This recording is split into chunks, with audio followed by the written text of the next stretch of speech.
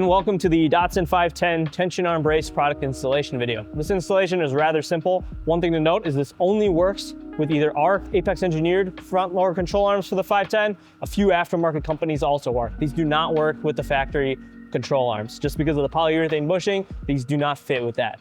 So you're gonna have the brace itself, the steel brace, powder coated, as well as these two washers. Besides that, that's all you really have from us. We're gonna go ahead and go to the car and get this installed. So now we're gonna go ahead and install the brace. Now the first thing we're gonna do is we're actually gonna remove the nuts behind the control arms because we'll need access to that carriage bolt. So we went ahead and did that carefully. We'll do one to the other side as well. And as well as we're gonna remove the washer behind that as well.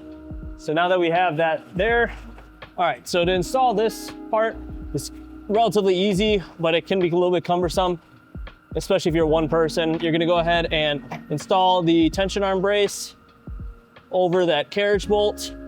So to install this guy, it is easy. However, it is more difficult to do just one person.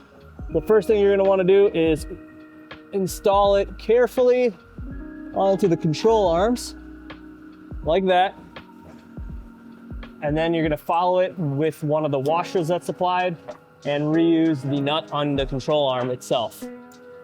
All right, so then we went ahead and had this installed. You can go ahead and tighten the nuts for your front control arm to the manufacturer's spec. If it's ours, it shows that in the installation video.